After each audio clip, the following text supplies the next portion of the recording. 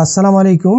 আজকের ভিডিওতে দেখাবো কিভাবে আপনি পূবালী ব্যাংক অ্যাকাউন্ট থেকে পূবালী ব্যাংকের পাই ব্যাংকিং অ্যাপের মাধ্যমে অন্য যে কোনো ব্যাংক অ্যাকাউন্টে ইনস্ট্যান্ট সম্পূর্ণ ফ্রিতে ফান্ড ট্রান্সফার করবেন বা টাকা পাঠাবেন। তো এর জন্য সর্বপ্রথমে কিন্তু আপনার পূবালী ব্যাংকের পাই ব্যাংকিং অ্যাপটি প্রয়োজন হবে।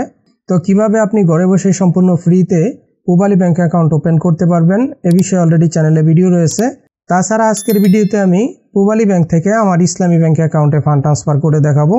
বাট আপনারা কিন্তু সেম একই সিস্টেমে আপনার পূবালী ব্যাংক অ্যাপ থেকে বা পূবালী ব্যাংক অ্যাকাউন্ট থেকে অন্য যে কোনো ব্যাংক অ্যাকাউন্টে ফান্ড ট্রান্সফার করতে পারবেন। তো এক্ষেত্রে কিন্তু আপনারা ইনস্ট্যান্ট সম্পূর্ণ ফ্রিতে ফান্ড ট্রান্সফার করতে পারবেন বা সেম সিস্টেমে আপনারা যে কোনো ব্যাংক অ্যাকাউন্টে পূবালী ব্যাংক অ্যাকাউন্ট থেকে অন্য যে কোনো ব্যাংক অ্যাকাউন্টে টাকা পাঠাতে পারবেন। তো এর জন্য সর্বপ্রথমে আমরা পূবালী ব্যাংকের পাই ব্যাংকিং অ্যাপটি লগ ইন করে নিব। তো পাই ব্যাংকিং অ্যাপ থেকে আমরা যেটা করব, প্রথমে ফান্ড ট্রান্সফার অপশন রয়েছে, এই ফান্ড ট্রান্সফার অপশনে চলে যাব। এখান থেকে আপনি বেশ কিছু মাধ্যমে ফান্ড ট্রান্সফার করতে পারবেন।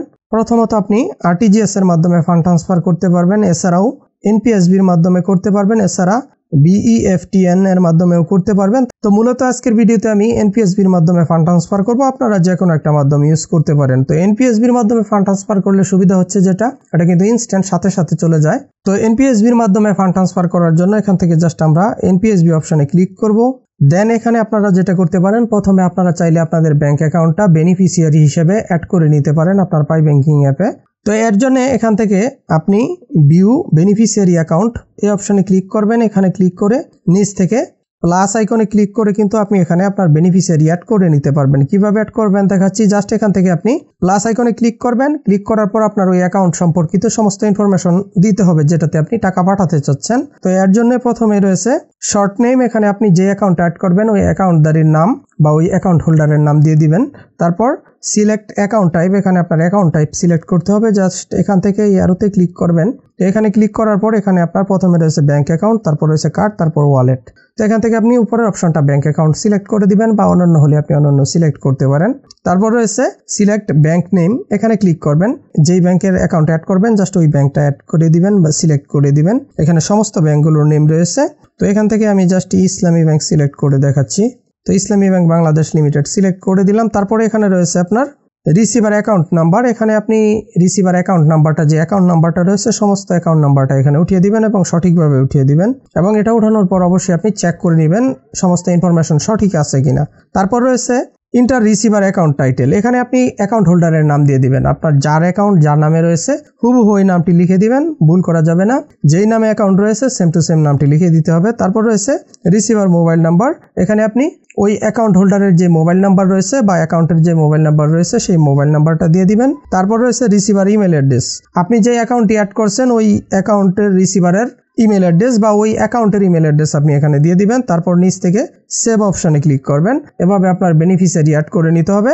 অ্যাড করে নিলে কিন্তু আপনি জাস্ট এখান থেকে আপনার বেনিফিশিয়ারি শো করবে, জাস্ট বেনিফিশিয়ারি অপশনে ক্লিক করে আপনি যখন প্রয়োজন টাকা পাঠাতে পারবেন। এছাড়াও আপনি কিন্তু বেনিফিশিয়ারি অ্যাড না করেও ডিরেক্টলি টাকা পাঠাতে পারবেন।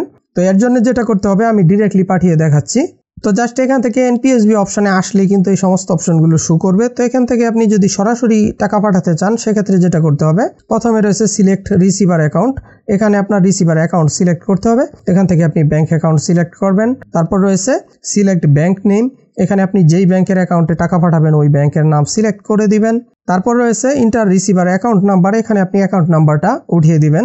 তারপর রয়েছে ইন্টার রিসিভার অ্যাকাউন্ট টাইটেল, এখানে আপনি অ্যাকাউন্ট হোল্ডারের নেম দিয়ে দিবেন। তো যেহেতু আমার অ্যাকাউন্ট আমার সেম নামে অ্যাকাউন্ট রয়েছে জাস্ট আমি আমার নামটা লিখে দিচ্ছি। তো তারপর রয়েছে অ্যামাউন্ট, এখানে আপনি কত টাকা পাঠাতে চাচ্ছেন টাকার পরিমাণ উঠিয়ে দিবেন। আমি এখানে টিউটোরিয়াল পারপাস জাস্ট 50 টাকা ট্রান্সফার করে দেখাচ্ছি।